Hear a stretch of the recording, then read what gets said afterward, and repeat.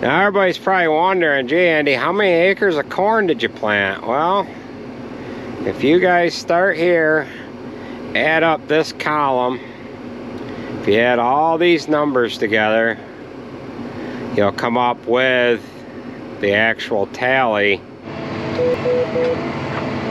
Well, we are getting right after it here this morning. Today's the day that we're going to be able to finish planting corn for 2022, and we're also going to be able to finish chopping first cut and haylage.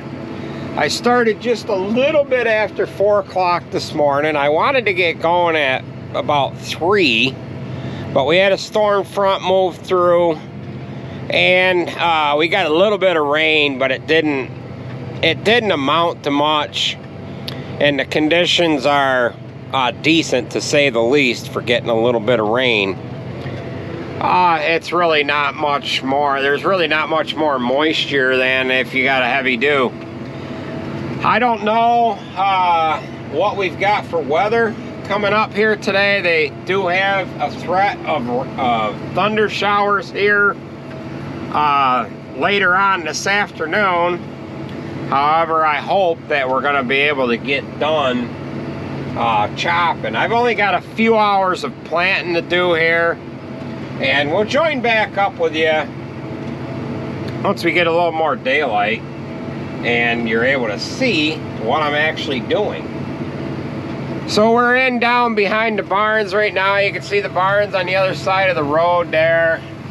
And we're just gonna keep plugging away. This is a small field. I've got just a couple of passes left in it. And like I said, we'll join back up with you once we get a little more daylight here.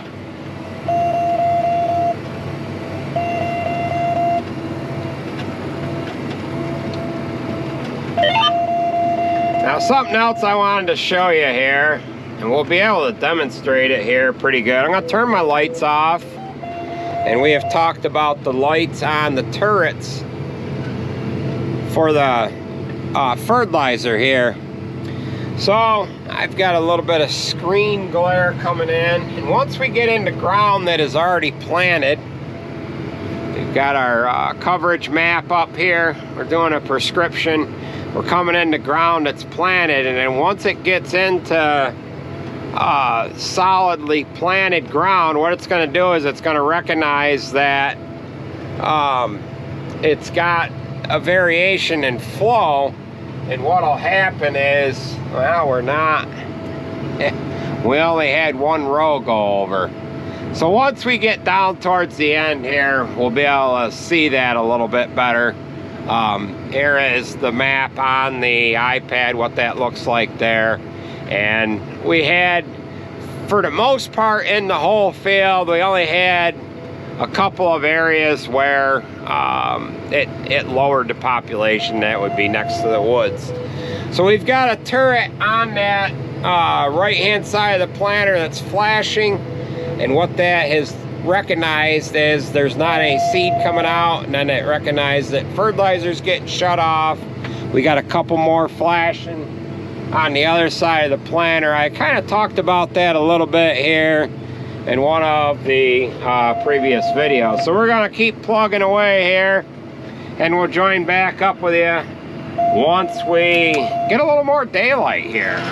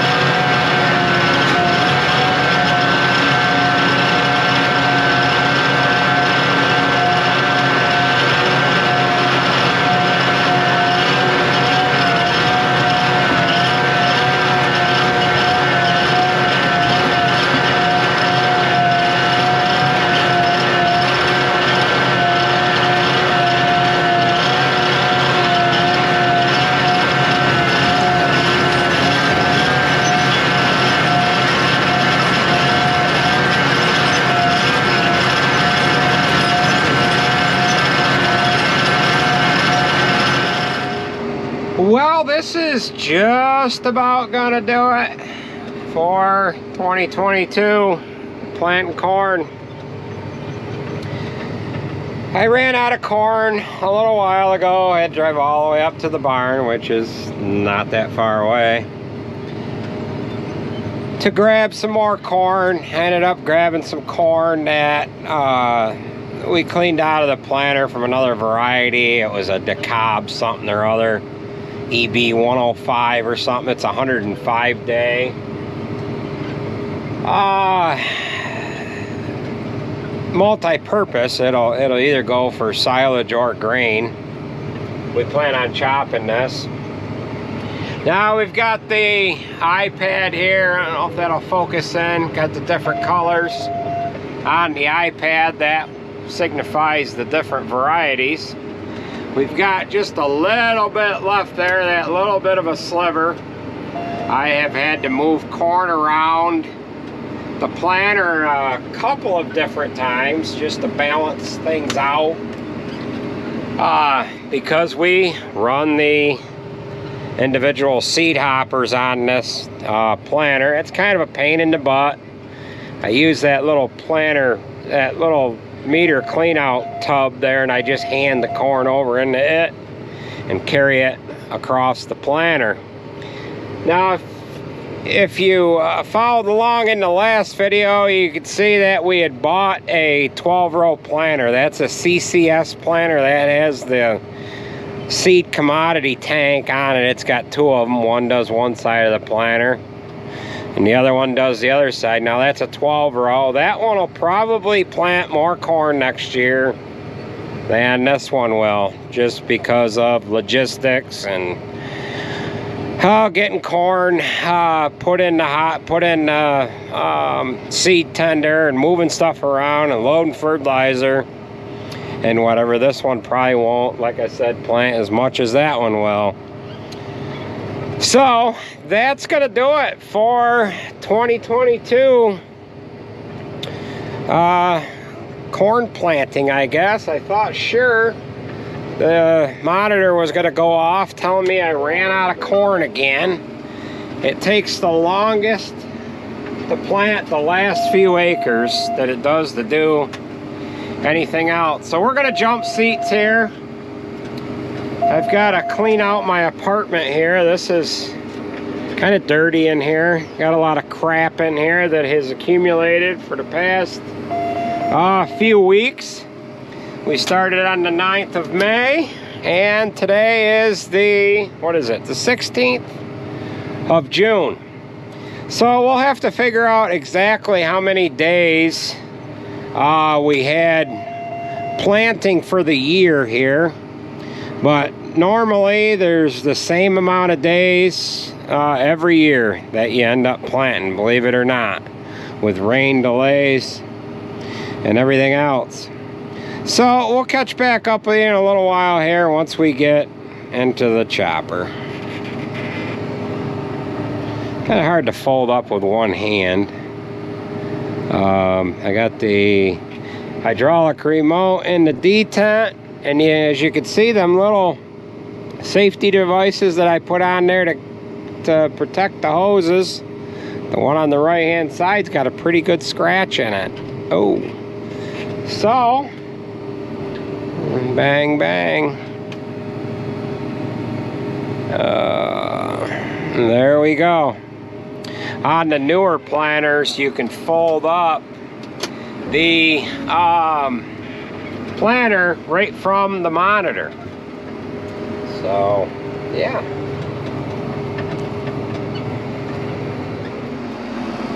Alright, we've just pulled up here to the shop. We've got the chopper inside. I've got to pull this display here out, pull the receiver off, and we'll get into chopping here.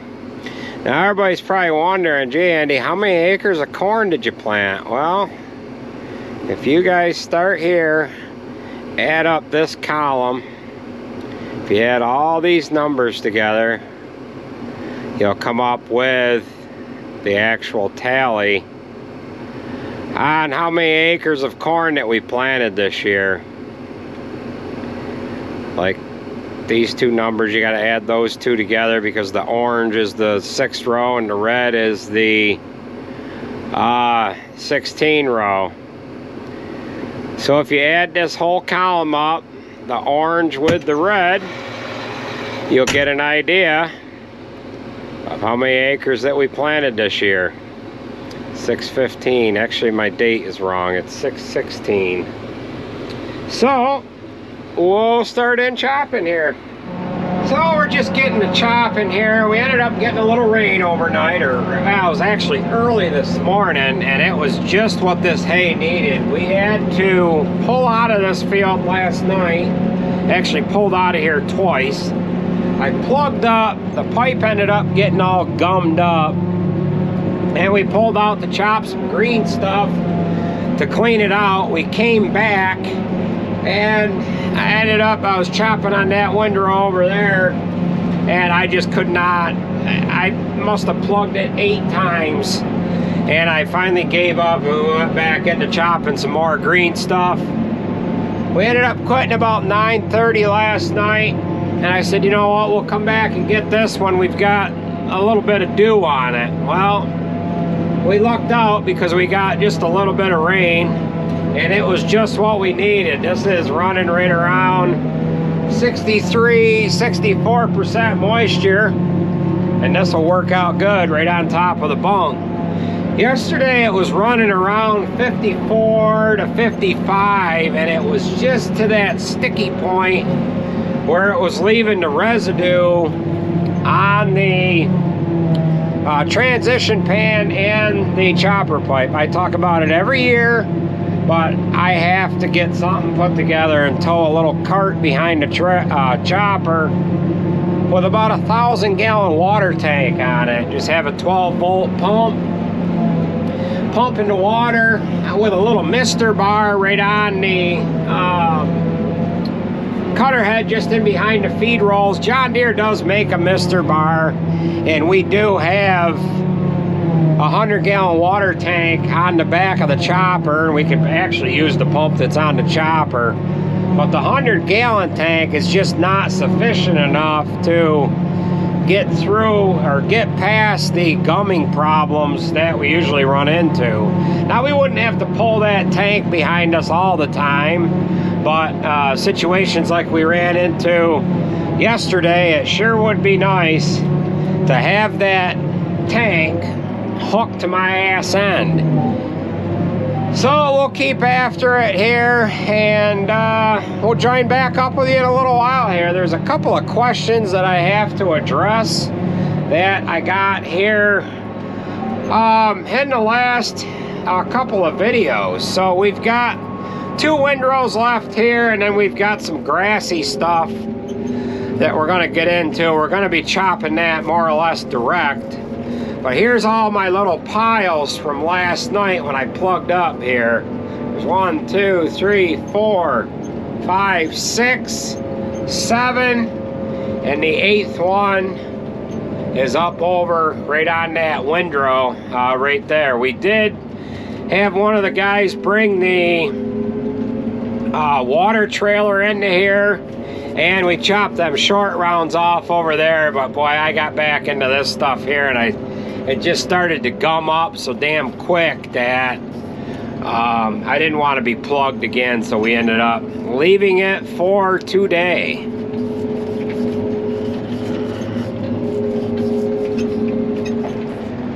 Well, we just got done chopping these few strips off here, and this is a little bit of a sketchy driveway, and Jared Hill get this trailer in and out of the damnedest places.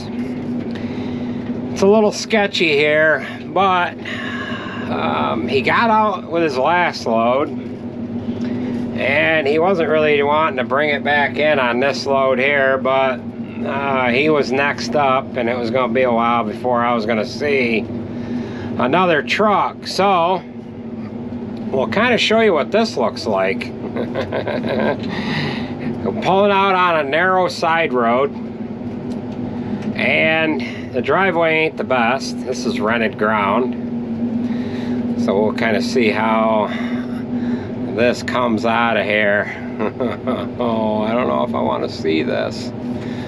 We got a nice pothole there that we need to get some gravel in. Oh, yeah. Yeah, that hole needs filled. Yeah, a little sketchy. Long frame tractor on a longer trailer. So we've got, oh, maybe 40 acres left to do here, and then we are going to be done chopping first cotton. So we're going to get her up into road gear here, get the stick pushed all the way forward, and we're going to let it rip. So we'll touch base with you once we get to the next little bit of ground that we've got to chop. Well, we got 2 trucks, nose to tail here. Got everybody on group text. I didn't send a text message out until I was just pulling out of the field saying that we've got done with this, so they wouldn't have got the text in time to get turned around. So I got a couple of empty trucks that are going to be following me anyways.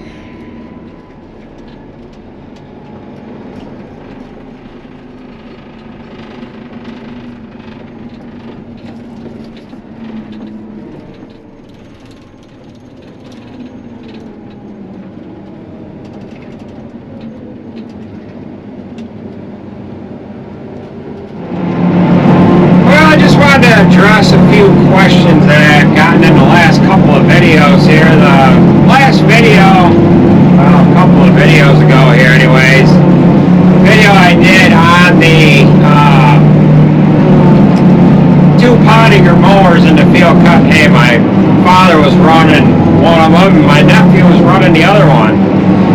Now I got a couple of questions on why they were only cutting in one direction and why they were wasting all of that fuel driving the whole length of the field, not cutting anything. Well, I thought I explained it in the video, and usually I have a problem with repeating myself because there might be several minutes or hours in between clips, and I forget what I said in the last clip, and I end up repeating what I had said earlier on, and it doesn't make any sense to edit that out because the whole sentences, they don't go together. Well, anyways, I explained when I had the drone up in the air that they were cutting in one direction because the crop was heavy and it was leaning down in the opposite way that they were cutting it.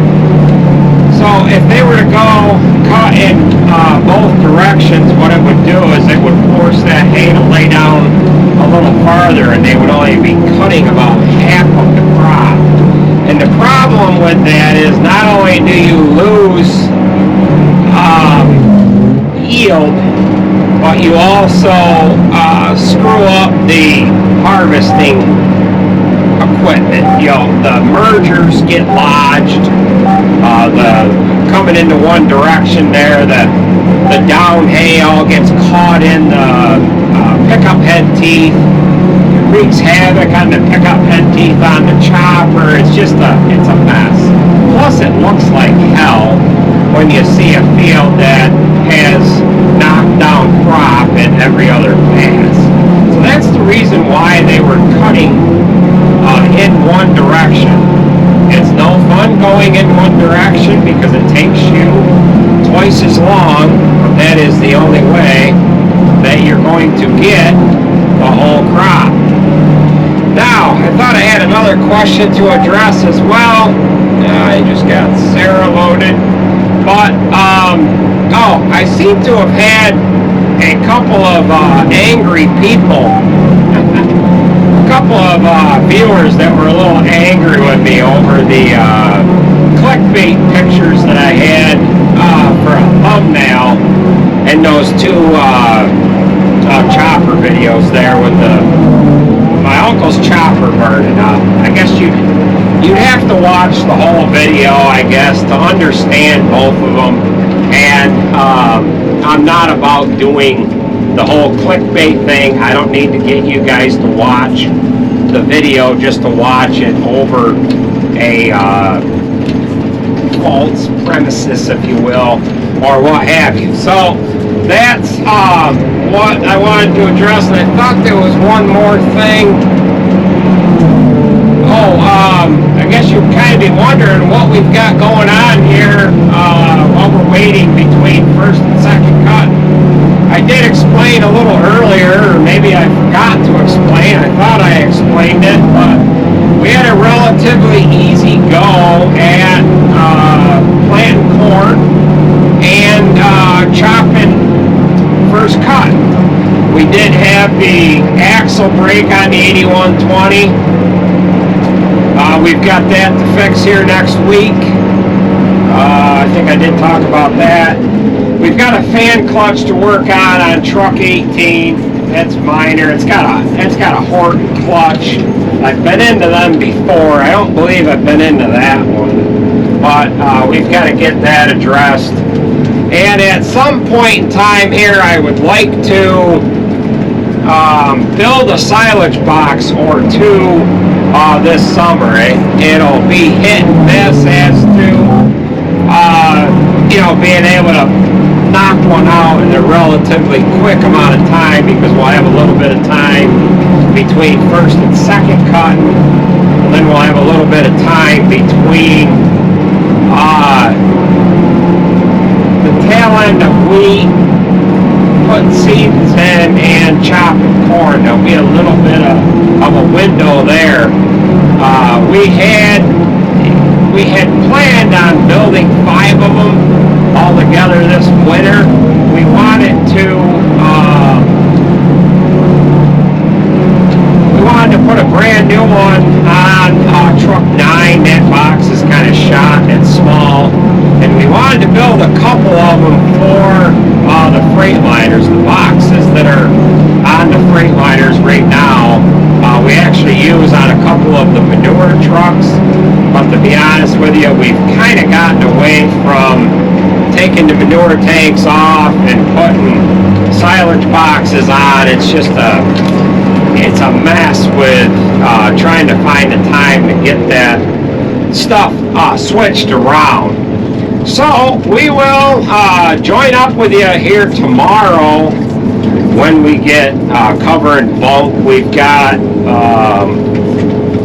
a couple of bunks to cover, and that'll wrap up the tail end of this video. So we'll join back up with you tomorrow.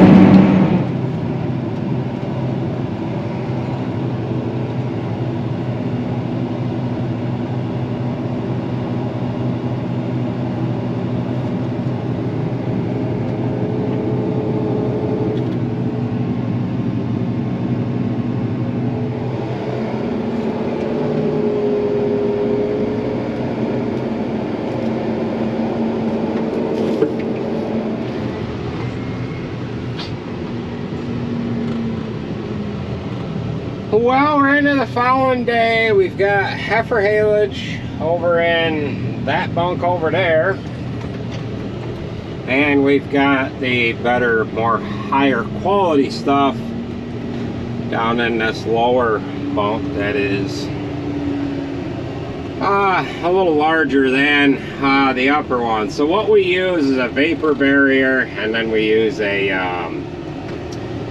another layer of plastic on top of it. So we've got everybody here. We'll get this plastic laid out, and then we'll get it covered up with tires. We're going to use all cut tires on this, and that ought to go a little better than using the whole tires. What do you think? We ready to roll? This black tarp is wrapped in clear all the way through. Are we using a 3-step thing here, or are we just using this? I didn't know that. I already had it, so it's got it all wrapped. Well, that's fine. Usually we have to put that stuff down, then the white and the black on top of that. I didn't know this had it already rolled in there. So that ought to work good, right? I didn't So what know. is it, your birthday today? You're 24 years old, right? I wish. Yeah? Well, happy birthday. Thank you. We gonna slam some beers this afternoon? Fuck, might as well. Yeah? Yeah. Filled the fridge. I see there's some John Deere beer in there. Oh, yeah. Yeah. I think we need a bottle of vodka, too. They've been drinking. All right, well, the wind's getting going here, so we might as well get started, right? Yeah. So, all right. You guys ready? Yeah. You are? Yeah? Okay. Well, we just got done covering these two bunks. This one we have heifer hay in, and we're going to start feeding this right away. We just got some big tires setting on here because we're going to open this up here in a few days.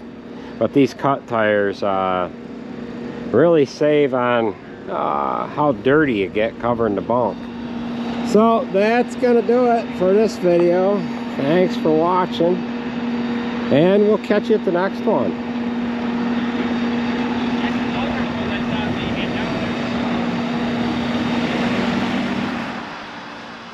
Well, we got the bunk all covered, and we're all tossing back a cold one to celebrate first cotton being done, corn being planted, and Sarge's birthday. Sarge is 30 years old, a big 3-0 this year. So we had a pretty good run on first cotton. We had this guy here started working for us. Hi. Sid. His name is Sid. You guys remember Sid from Toy Story? There he is, right there. The real life version. He's all grown up. Is Sid. Really dangerous. He's lighting it. Oh no! Gotcha. Well, you can't drink out of a can. You gotta have it out of a bottle. This guy's still on a bottle. I went back to bottle. He's still on a bottle. The trouble with the bottles is if you drop it, it breaks. These cans, you know. You drop it, Yeah. it's spray everywhere, so you can catch it. So these guys here, meaning Wilkins and Jared and Ben, who else went with you that night? Ms. Major and Yeah. Ended up getting, how many cases did you end up getting that night? about 10, 30 packs. Yeah. They got the John Deere 30 packs. So, yeah. Well, that'll do her. Right, Sid? What are you going to work on now? Washing a damn skid steer. Oh, you're going to wash the skid steer. Great shape. Well, what's that? Ah, that Kubota. Yuck. Gotta work on a Kubota again. See how clean the inside of that one I is? see that. Yeah. Alright, go take Well, a washer. Good pressure washer. take it easy, folks. Do you have any final words, Sid? No? See you later, all folks. day. There's See you only- later, folks. Why are you